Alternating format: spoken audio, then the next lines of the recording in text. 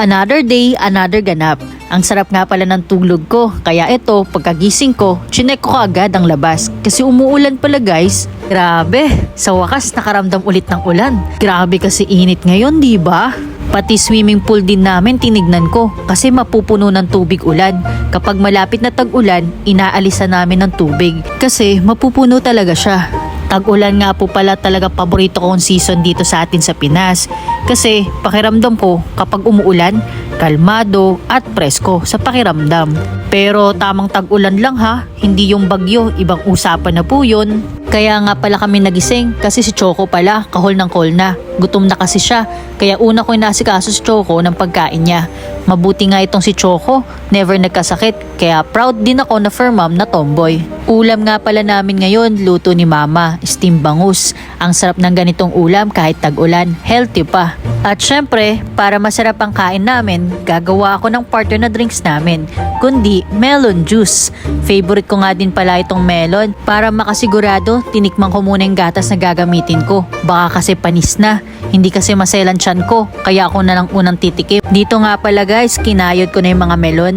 Kaya nga lang guys, wala kaming pangkayod, kaya ang ginamit ko, tinidor na lang. O diba, maparaan tayo. Lahat ko na nga pala ang mga melon namin para gawin juice. Kasi mamaya, magdadatingan na family namin para lahat ay nakakainom. Pati kasi mga bata mahilig sa prutas, lalo na kapag usapang juice.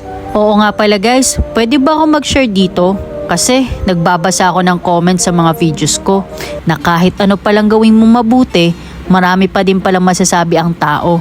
Sa mga comment section ng videos, makikita mo talaga kung sino ang mga mabubuting tao sa hindi.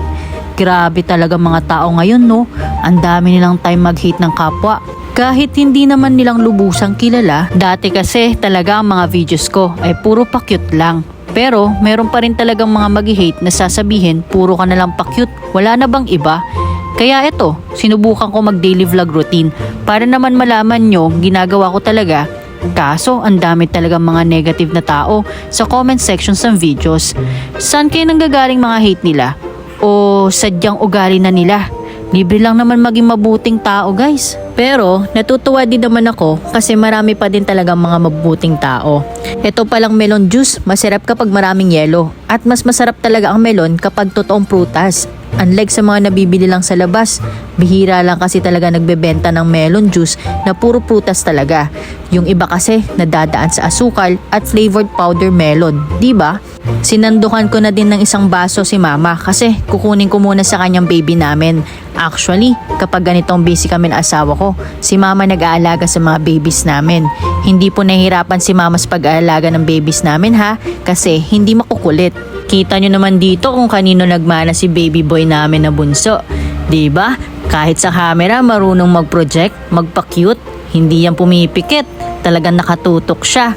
Sino bang mas kamukha ng baby boy namin? Ako ba? O ang asawa ko? Anong sa tingin nyo guys? Ng mga bandang hapon nga pala, nag-cravings ang asawa ko sa pancake. Kaya ito, tamang gawa tayo ng pancake. Gusto nga pala namin sa pancake, gamit ay butter. At ang gusto naming luto ay toasted. Iba-iba talaga tayo ng paraan ng pagluluto at ng gusto. Kaya rin namin naisipang magluto ng pancake kasi nandito mga pamangkin ng asawa ko at mga kalaro ni Ayu. Para habang naglalaro sila, nakakakain sila ng merienda. Naalala ko lang tuloy noon nung elementary ako. Pag laging lumalabas ako ng school, umuuwi or papasok, bumibili rin ako ng lutong pancake ni Manong. Kayo din ba? Nakakakain ng ganon sa labas lang ng school nyo? 5 piso lang no? Pero ang sarap ng lasa, hahanap-hanapin mo. Ngayon nga, parang di na ako nakakita ng nagtitinda ng ganon sa labas ng mga elementary schools. Ikaw, anong paborito mo ng elementary ka? Anong binibili mo sa labas ng school nyo? Bago ka pumasok or bago ka umuwi?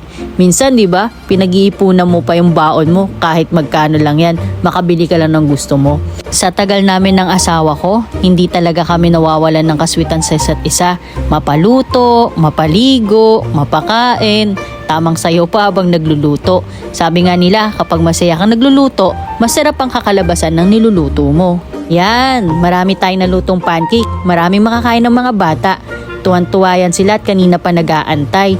Bagong luto talaga. Ang sarap talaga magluto kapag tuwang-tuwa yung mga bibigyan mo.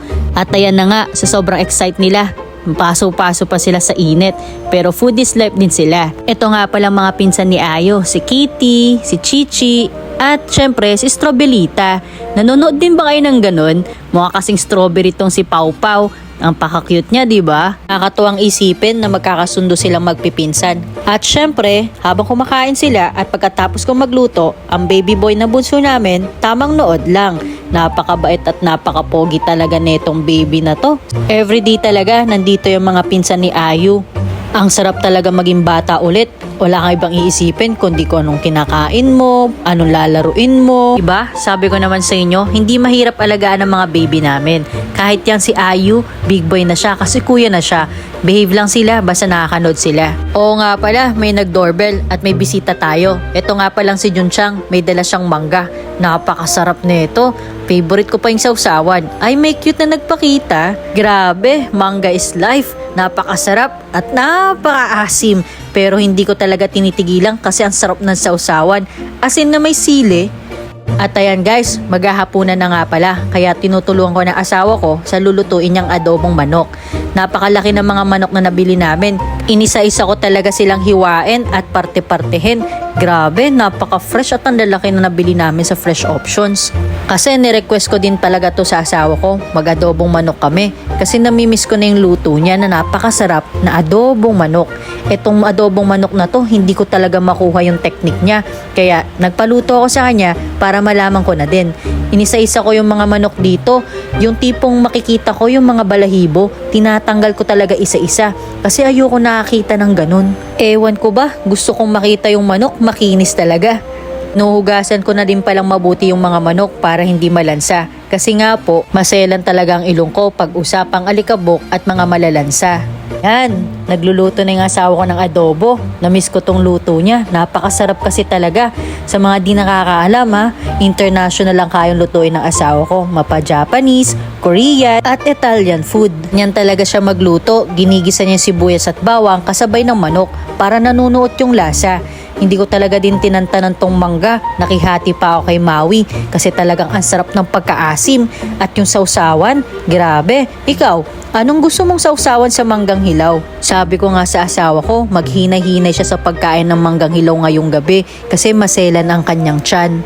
At ayan, malapit na tumaluto, papakuluan na lang hanggang matuyo ang sabaw. Ang gusto nga pala naming luto sa adobo, yung tuyot at nagmamantika. Kaya ngayong gabing to, magkakamay talaga ako at napakasarap. Ginagawa mo rin bang ginagawa ko? Yung kanin nilahalo ko sa kawali na pinaglutuan ng adobo. Ang sarap kasi, di ba? Oo nga pala guys, si Ayu mahilig maglaro ng Roblox saka ML. Kaya ito, niyayabangan niya kami. Panoorin daw namin siya maglaro ng Roblox. Habang kami ng asawa ko, hindi niya nakikita, naglalambingan na kami. Dito nga pala, makikita nyo kung paano maglaro si Ayu ng Roblox. Grabe no, napakagaling ng mga bata ngayon pagdating sa gadgets. Mahilig din talaga ako sa mga games pero itong Roblox hindi ko talaga nilalaro. Pero tingnan mo si Ayu, 3 years old pa lang yan ha. Napakagaling naman maglaro. 4 fingers pa yung gamit. Nakakahanga talaga. Pero syempre guys, hindi naman laging nagsa-cellphone si Ayu ha. Nakakatuwa lang isipin ng mga bata ngayon, mabilis na matuto sa mga gadgets. Tayo noong mga panahon natin, di ba? Wala tayong mga sariling cellphone. Hinihiram pa natin yung mga cellphone ng magulang natin. Grabe yung tawanan namin dito pag nawawala yung game niya. O nga pala, kapag nakakatulog si Ayu at yung baby namin, nililipat ko sila sa kabilang kwarto. May mga sariling kwarto ang mga baby namin kasi gusto namin, paglaki nila, maging independent sila. Napakakulit talaga nito ni Ayu, lalo na pag nag-aaya siyang maglalaro. Sasabihin niya sa akin, "Homeboy, MML tayo." Mobile Legends yun guys ha. Maraming salamat nga po pala sa lahat ng nanonood ng video na to hanggang matapos. Sana na-inspire ko kayo. Kaya, paalam!